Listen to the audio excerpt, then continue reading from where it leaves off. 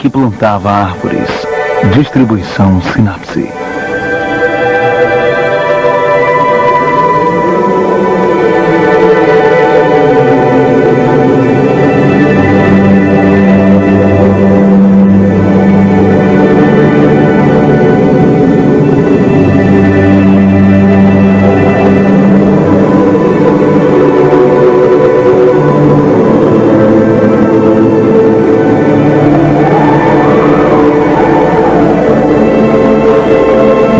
Anos atrás, fiz uma caminhada através de um terreno montanhoso, completamente ignorado por turistas, numa parte desconhecida dos Alpes que penetra a região da Provença.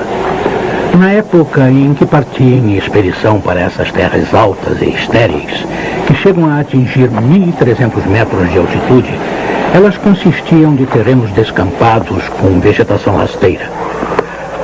Nada crescia lá, além da lavanda selvagem. Resolvi cruzar a área em sua largura, prolongando a caminhada. Depois de 3 dias andando, cheguei a um lugar extremamente desolado. Acampei perto das ruínas de uma aldeia abandonada. A água do meu cantil havia acabado no dia anterior e eu precisava enchê-lo novamente. Esse grupo de casas destruídas, semelhante a um ninho de vespas feito em pedaços e abandonado, me fez pensar que algum dia devia ter havido uma fonte ou um poço por ali.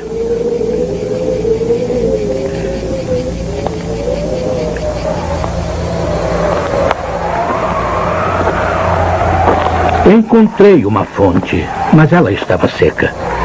A meia dúzia de casas sem telhado, castigadas pelo vento e pela chuva, e a pequena capela com a torre do sino derrubada, erguiam-se como as casas e as capelas de aldeias povoadas. Mas toda a vida havia abandonado esse lugar. Era um bonito e ensolarado dia de junho, mas naquelas altitudes descampadas, o vento era insuportavelmente forte. Ele uivava e rugia através das ruínas como um animal incomodado durante a refeição. Tive de desfazer o acampamento e sair de lá.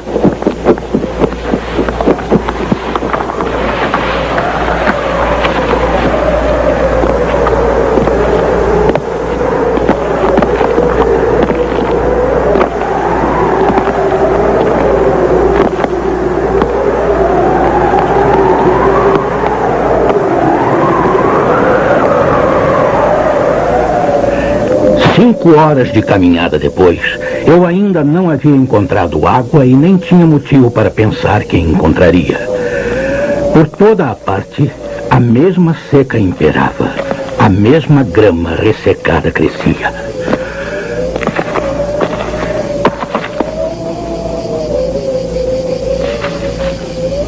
Ao longe, pensei ter avistado uma forma pequena e escura que parecia estar de pé.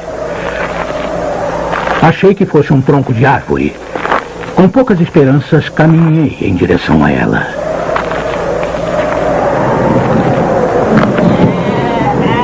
Era um pastor. Cerca de 30 ovelhas descansavam perto dele, deitadas no solo quente. Ele me ofereceu água de sua cabaça e um pouco depois levou-me ao seu abrigo de ovelhas numa reentrância do platô.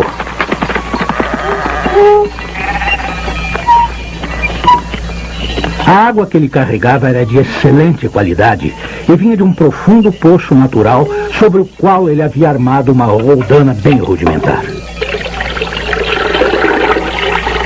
O homem não falava muito. Os solitários são assim. Mas eu sentia sua segurança e sua confiança. Contudo, isso me pareceu incomum em uma terra tão inóspita. Ele não morava na cabana de pastor, e sim numa casa de pedra. Era fácil ver os concertos que ele havia feito com as próprias mãos para transformar a ruína que tinha encontrado em uma moradia. O telhado era sólido e à prova d'água. O vento batia nas telhas como ondas quebrando na praia. Do lado de dentro, tudo estava bem arrumado. O chão havia sido varrido, sua espingarda estava bem azeitada e uma panela de sopa fervia, pendurada sobre o fogo. Também notei que ele havia se barbeado naquele mesmo dia, que os botões de seu casaco estavam bem presos e que sua roupa havia sido remendada com tanto cuidado que era quase impossível perceber. Ele dividiu sua sopa comigo.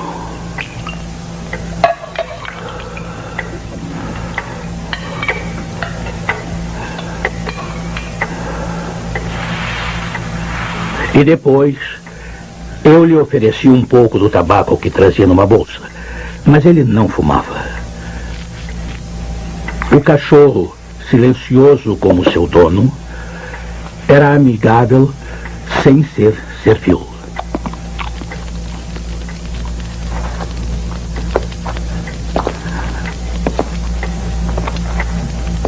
Nós concordamos que eu passaria a noite lá. A aldeia mais próxima ficava a quase 2 dias de caminhada. Eu sabia bem que havia poucas cidadezinhas na região. Eram 4 ou 5 aldeias, distantes umas das outras, espalhadas pelas encostas dessas terras altas, escondidas em bosques de carvalho localizados além de qualquer estrada. Elas eram habitadas por carvoeiros. Em lugares assim, a vida é muito difícil. A tolerância dessas famílias, que são forçadas a morar junto umas das outras, em um clima tão severo no verão quanto no inverno, se esvai com facilidade e a solidão aumenta a sua insatisfação. Sua ambição cega torna-se monstruosa por causa do eterno desejo de escapar de seu destino. Os homens levam seu carvão para a cidade e retornam em seguida. Até as personalidades mais fortes se desesperam nessa sucessão de esperança e decepção. Entre as mulheres reinam a inveja e as disputas. Para tudo há competição, desde quem vende mais carvão até quem pega o melhor lugar na igreja. Suas virtudes estão eternamente em conflito e seus vícios são uns maiores do que os outros, para não falar da briga geral entre vícios e virtudes. E não há trégua. Além disso, o vento, que também não descansa, perturba os nervos. Ocorrem epidemias de suicídio e muitos casos de loucura, quase sempre envolvendo assassinatos.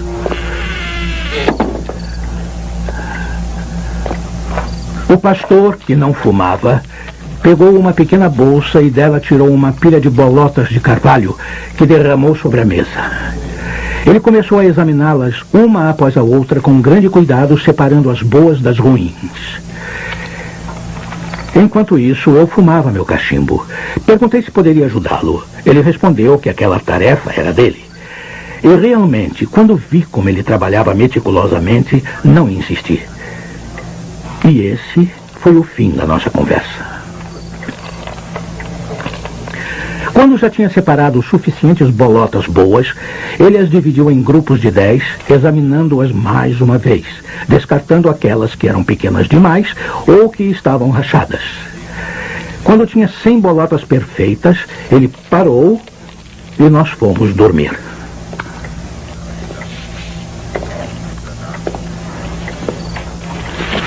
Só de estar perto desse homem, eu me sentia em paz. Na manhã seguinte, pedi permissão para descansar em sua casa por mais de um dia. Ele achou o pedido natural, ou talvez eu achasse que nada poderia perturbá-lo. Um dia de descanso não era totalmente necessário para mim, mas eu estava intrigado e queria saber mais sobre ele.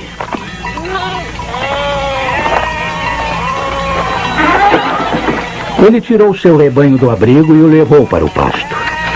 Antes de sair, ele molhou dentro de um balde d'água as bolotas de carvalho perfeitas que havia selecionado e contado na noite anterior.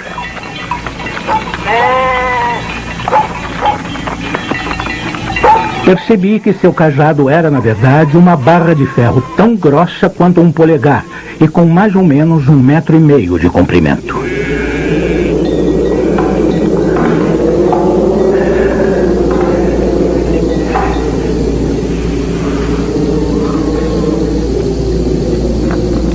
Eu caminhei devagar, como se estivesse descansando, e segui uma rota paralela à dele. Seu pasto ficava no fundo de um vale, no lado direito da colina. Ele deixou o pequeno rebanho sob a vigilância do cachorro e subiu até onde eu estava. Tive medo de que ele viesse para repreender a minha curiosidade, mas não era esse o caso. Ele veio até mim porque eu estava no meio do seu caminho e me convidou a acompanhá-lo se eu não tivesse nada melhor para fazer. Seu destino era um local 200 metros acima de onde estávamos, no alto do platô. Quando chegamos lá, ele começou a cavucar a terra com uma barra de ferro. No buraco que se formava, ele jogava uma bolota e eu cobria em seguida. Ele estava plantando carvalhos. Perguntei se aquele terreno pertencia a ele. Ele respondeu que não. E será que sabia a quem pertencia? Não. Ele achava que eram terras públicas, ou que talvez pertencessem a pessoas que não as utilizavam. Ele não estava interessado nos donos da terra. E continuou a plantar suas 100 bolotas com grande cuidado.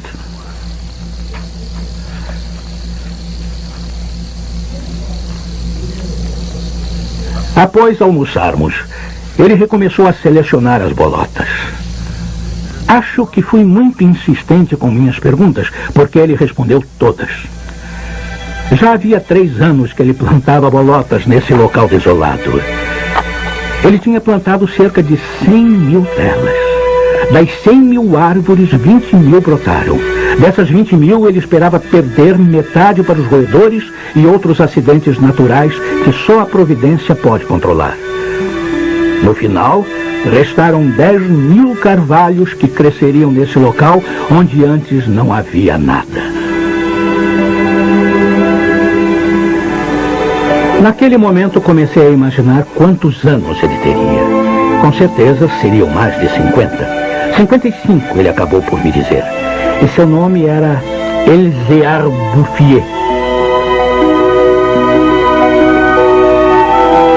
Ele havia sido dono de uma fazenda nas planícies. E essa era a sua vida. Depois de perder seu filho e posteriormente sua mulher, ele se retirou para esse local isolado, onde seu prazer era morar em paz com suas ovelhas e seu cachorro. Ele chegara à conclusão de que aquela parte do campo estava morrendo por falta de árvores. Ele acrescentou que, como não havia nada de urgente para fazer, havia resolvido remediar essa situação. Minha juventude me levou a imaginar o futuro e como ele me afetaria em termos de algum tipo de busca pela felicidade. Eu disse a ele que dali a 30 anos, suas 10.000 árvores estariam magníficas.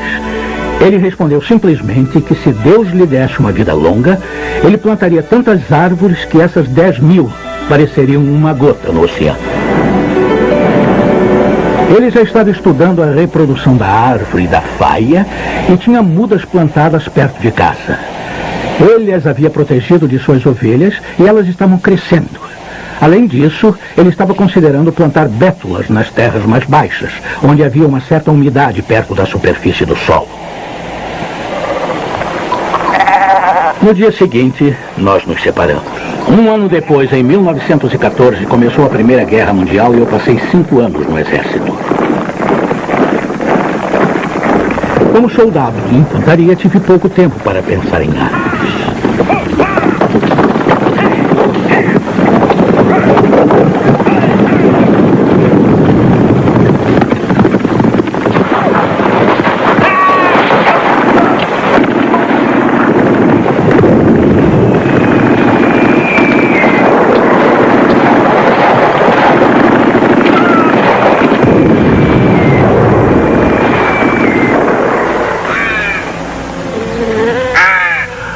Ao voltar da guerra, eu tinha em minhas mãos uma quantia de dinheiro mínima que havia recebido como soldo no exército e no meu peito uma vontade imensa de respirar ar puro. Eu não tinha nenhum outro plano ao tomar o caminho que levava àquela terra deserta. Pouco havia mudado. Só que depois da aldeia em ruínas, eu vi à distância uma espécie de névoa esverdeada que cobria as terras altas como um tapete. No dia anterior, eu já havia começado a relembrar a imagem do pastor plantador de árvores. 10.000 carvalhos, pensei. Eles devem ocupar muito espaço.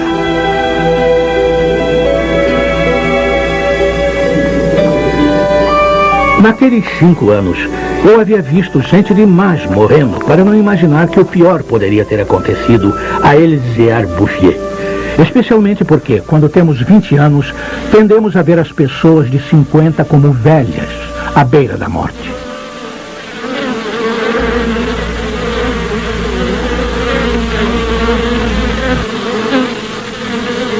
Mas ele não havia morrido. Sua profissão já era outra. Ele agora possuía apenas 4 ovelhas, mais cerca de 100 colmeias de abelhas. Para proteger a plantação de árvores, ele se livrou das ovelhas que as ameaçavam. Ele não havia prestado atenção à guerra, apenas continuou plantando, imperturbável. Os carvalhos plantados em 1910 tinham agora 10 anos e eram mais altos do que eu ou o pastor. Que espetáculo impressionante! Literalmente perdi a fala. E como ele também não era muito falador, passamos um dia em silêncio caminhando por sua floresta. As 3 faixas da floresta tinham, no total, 11 quilômetros de comprimento e uma largura máxima de 3 quilômetros. Ao pensar que a origem disso tudo havia sido as mãos e a alma desse pastor, que não tivera assistência alguma, percebi que os homens podem ser tão eficientes quanto Deus em tarefas que não sejam destruir.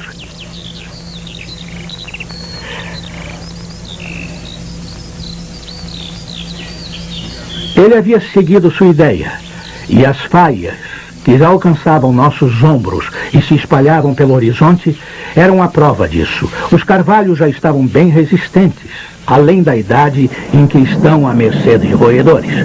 E agora a providência teria de invocar ciclones para destruir o que um homem havia criado. Ele me mostrou admiráveis bosques de bétulas que já tinham 5 anos, ou seja, haviam sido plantados em 1915, enquanto eu estava nos campos de combate em Verdun. Para as bétulas, ele havia reservado o terreno mais baixo, onde corretamente suspeitara que havia água bem próxima à superfície. Elas estavam viçosas, como adolescentes, e muito seguras de si mesmas. A criação parece funcionar numa reação em cadeia. Tais pensamentos nunca perturbaram sua mente. Teimosamente, ele perseguia seu simples objetivo.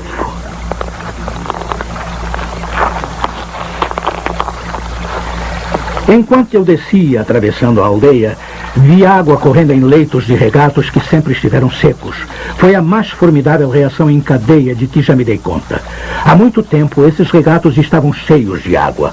Algumas das desafortunadas aldeias que mencionei no começo desta história foram construídas nos locais de antigos povoados galo-romanos, cujos resquícios ainda podem ser encontrados. Arqueólogos, escavando os terrenos, acharam anzóis de pesca onde, no século XII, as pessoas construíam cisternas para armazenar água. Algumas sementes chegam hoje carregadas pelo vento e, ao mesmo tempo em que a água reapareceu, os salgueiros recomeçaram a crescer, assim como os juncos, a relva, os jardins e as flores, celebrando uma nova vida. Mas a transformação aconteceu tão gradualmente que se tornou habitual, sem causar espanto algum. Os caçadores que se aventuravam por essas áreas desoladas em busca de lebres ou javalis haviam de fato percebido o crescimento viçoso das novas árvores, mas desprezavam a novidade, julgando-a mais um truque que a terra prega nos humanos. Foi por isso que ninguém interferiu no trabalho daquele homem. Se suspeitassem de sua autoria, tentariam frustrá-lo. Mas quem poderia desconfiar dele? Quem poderia imaginar nas aldeias e nas prefeituras tamanha obstinação em fazer o bem?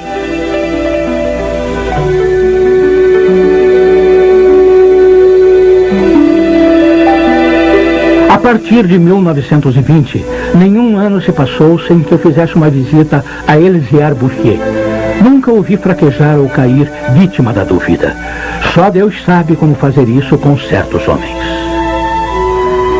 Eu nunca tentei descobrir suas frustrações, mas é fácil imaginar que para ter sucesso como ele teve, é preciso enfrentar várias adversidades. E para garantir a vitória de uma paixão assim, ele deve ter se digladiado com o desespero. Para ter uma ideia aproximada de seu caráter excepcional, é preciso lembrar que ele trabalhava em total solidão. Uma solidão tão grande que perto do final de sua vida, ele já não sabia mais falar. Ou talvez não visse necessidade para tal.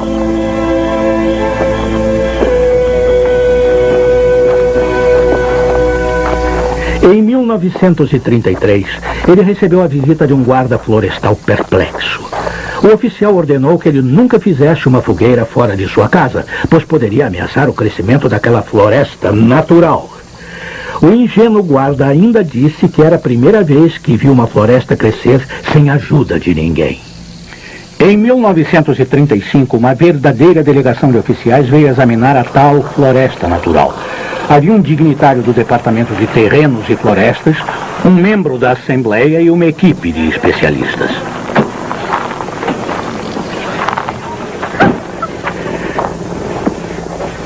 Muitos discursos vazios foram feitos. Foi decidido que deveriam fazer algo, mas felizmente não se fez nada, a não ser tomar uma única providência útil. Puseram a floresta sob a proteção do governo, proibindo a entrada de carvoeiros. Era impossível não se deixar encantar pela beleza dessas árvores novas, seu vigor e saúde tão óbvios. Até o parlamentar não conseguiu evitar e foi conquistado. Havia um amigo meu entre os especialistas da delegação. Expliquei o mistério a ele.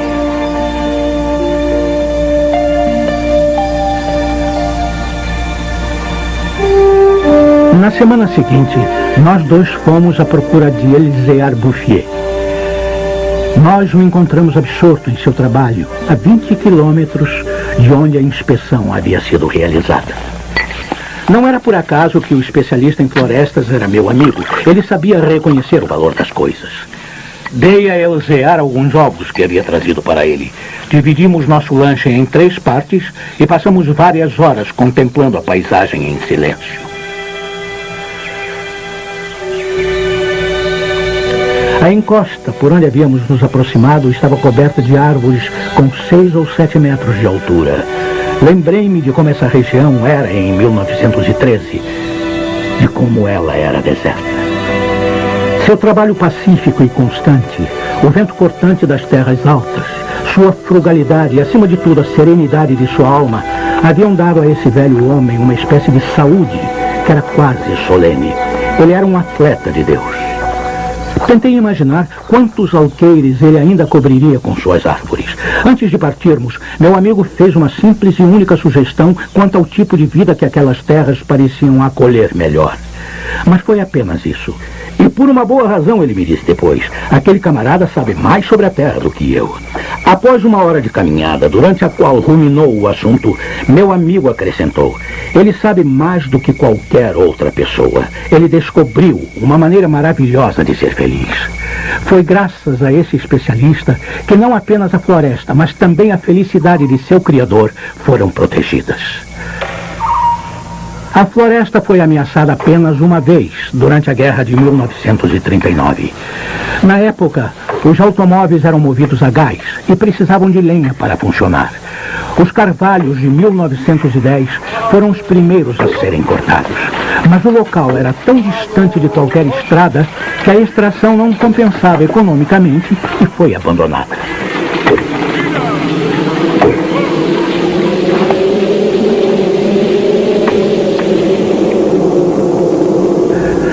O pastor não viu nada disso acontecer. Ele estava a 30 quilômetros de distância, pacificamente cumprindo sua tarefa, ignorando a Segunda Guerra Mundial, assim como havia ignorado a anterior. Vi Elisée Bouffier pela última vez em junho de 1945. Ele tinha 87 anos. Eu havia tomado minha velha trilha para o descampado. Mas na época, apesar do estado desolado em que o país se encontrava após a guerra, havia um ônibus que fazia o percurso entre o Vale do Rio Durance e a montanha. Culpei a relativa velocidade do veículo pelo fato de não conseguir mais reconhecer o trajeto de minhas primeiras caminhadas. Foi só quando vi um cartaz com o nome de uma aldeia que me convenci de que estava de fato na região que conhecera antes, num estado de decadência e isolamento. Saltei do ônibus em Vergon. Em 1913, essa aldeia com uma dúzia de casas tinha 3 habitantes. Avessos e estranhos, eles viviam num ódio mútuo e sobreviviam dos animais que capturavam em suas armadilhas. Eles viviam uma total falta de esperança. Mas tudo havia mudado, até o ar. Em vez das rajadas de vento brutais e repentinas que me receberam no passado, senti uma brisa suave, carregada de perfumes. Um som como da água corrente vinha das alturas. Era o vento atravessando a floresta. Ainda mais espantoso, ouvi realmente o som da água correndo numa calha. Vi que haviam construído uma fonte que brotava em profusão e, ainda mais comovido, vi que ali perto havia sido plantada uma árvore de tilha, símbolo incontestável da ressurreição.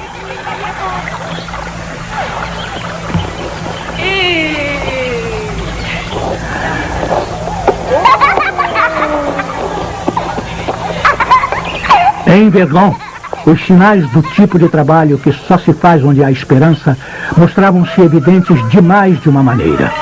A esperança havia realmente retornado. As velhas paredes em ruína haviam sido derrubadas. As novas casas, recém-emboçadas, estavam cercadas de hortas e jardins, onde verduras, legumes e flores cresciam lado a lado em carreiras bem organizadas. Repolhos e rosas, alho porro e bocas de leão, aipo e anêmonas. A aldeia havia se tornado um lugar atraente, em que se tinha vontade de ir morar. De lá continuei o meu caminho a pé. A guerra que havíamos deixado para trás não permitira que a vida prosperasse como deveria, mas Lázaro havia emergido de sua tumba. Nos terrenos mais baixos, no flanco da montanha, vi brotos de centeio e cevada em pequenos campos, e nas reentrâncias do Vale Estreito, pastagens verdejantes haviam ganhado vida nova. Só foram precisos os 8 anos que se passaram para que toda a região vibrasse com vigor e bem-estar. No lugar das ruínas que eu havia visto em 1913, havia agora casas de fazenda bem cuidadas, ainda com argamassa nova, indicando uma vida feliz e confortável.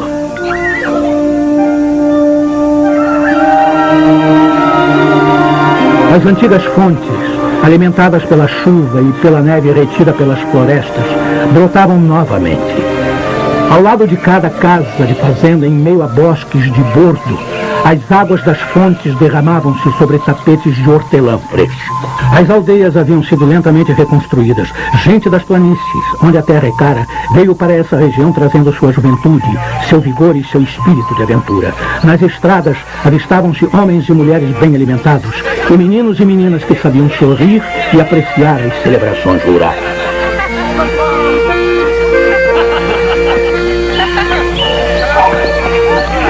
Considerando os recém-chegados e a população antiga irreconhecível nesse local redescoberto, mais de 10.000 pessoas deviam sua felicidade a Elzéar Bouffier. Quando penso naquele homem que, contando apenas com seus recursos físicos e morais, foi capaz de fazer com que essa terra prometida crescesse do deserto, acho que, apesar de tudo, a condição humana é admirável. Quando tento calcular a firmeza, o grande coração e a generosidade inabalável que foram necessários para obter esse resultado, sinto um respeito enorme por esse velho camponês iletrado que conseguiu realizar um trabalho digno do próprio Deus.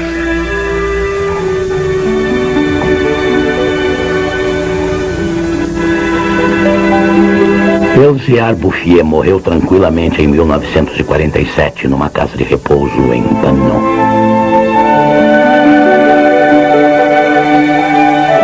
Versão brasileira Audio News.